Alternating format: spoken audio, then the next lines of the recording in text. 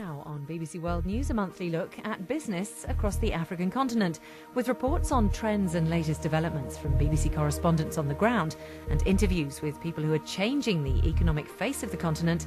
Africa Business Report.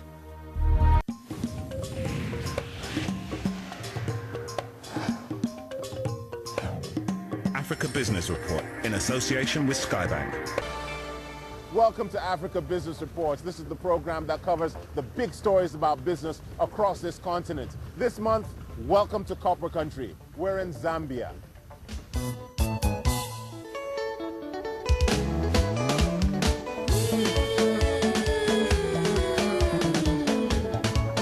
I am here in the copper belt of the country. Now, for many decades, this resource has been the backbone of this country's economy. But how is it coping in the aftermath of the global economic downturn?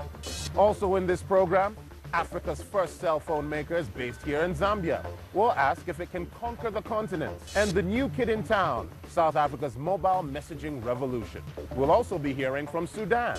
I'm James Copnell, and I'm going to be looking at how gum arabic from this acacia tree ends up in beverages and foods that you buy in your local shop, and how it profits hundreds of thousands of Sudanese along the way.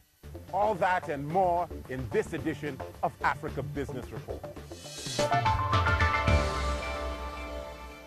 Now, copper mining is very important to this country's economy. I was here last year in the aftermath of the global economic downturn and the collapse of international copper prices, and I can tell you the impact was severe. Now, things seem to be picking up once again. Kennedy Gondwe has been investigating that story. Kennedy, first of all, tell us, how important is this region to the economy of Zambia? It's a very important region. It's basically the hub of the economic activity that Zambia relies on.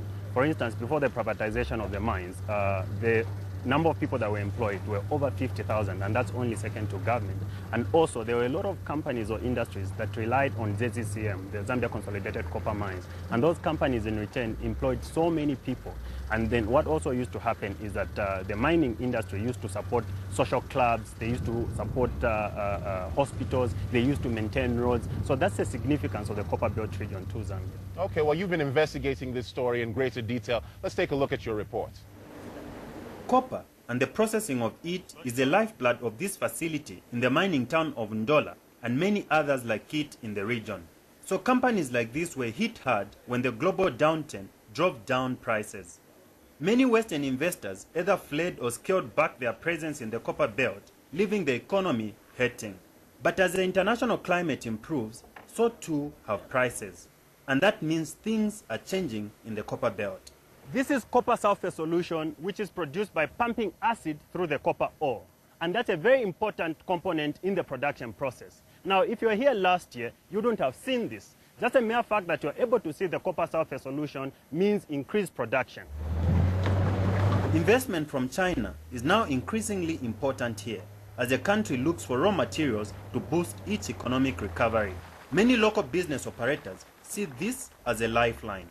I think the Chinese becoming a major player in the mining sector, it should be welcome in that they are trying to bring in the skill here, and also China's got money. Who has got the biggest balance sheet in this world? I mean, in the credit crunch, there was no Chinese mine that ever entrenched, not even a single employee during that meltdown. I mean, who else can we ask for?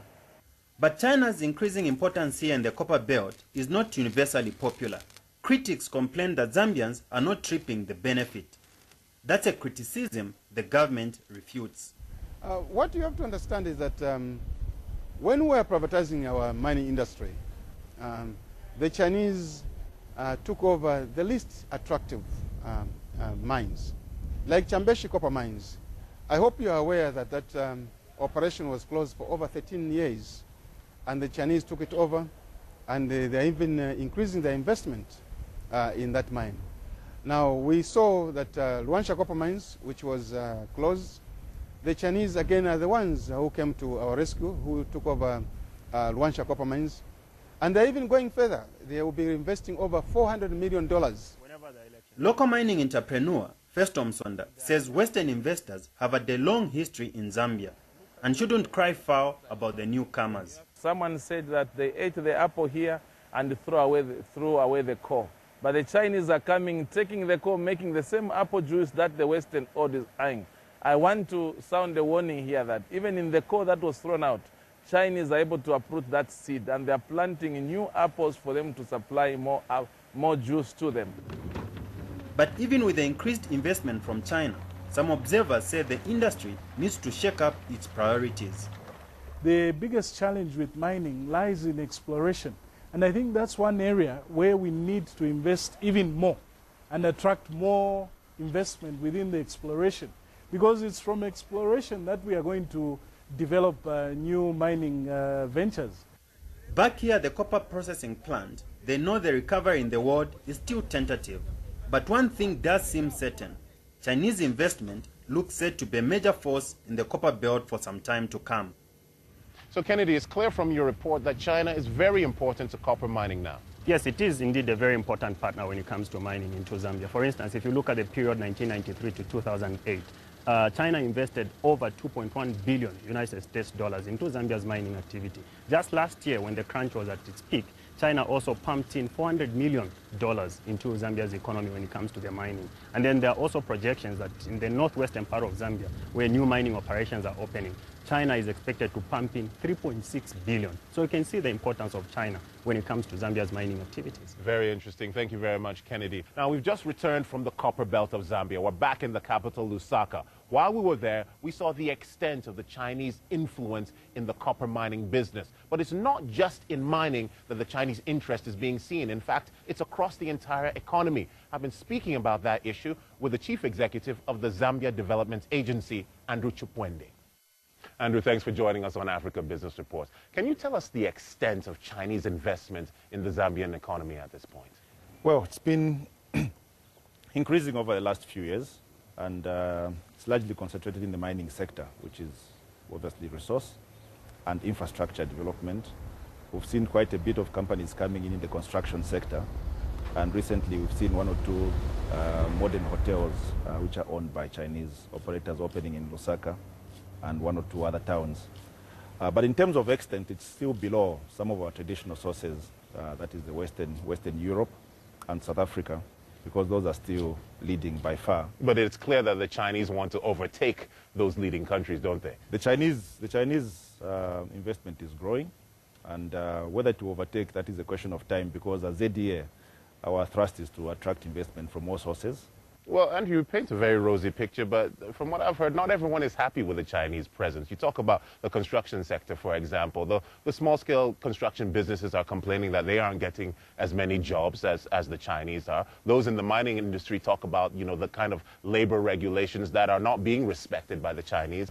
It would be unfair to say that the Chinese investors are not respecting the labor laws, because I know that even some Zambian employers, I mean, if you go around here and ask how many people employ house servants and whether they actually comply with the Minimum Wages Act, probably very few of them comply. But when I walk through the retail sector and I walk through the markets, and one realizes that there are so many products on the shelves that are from everywhere else.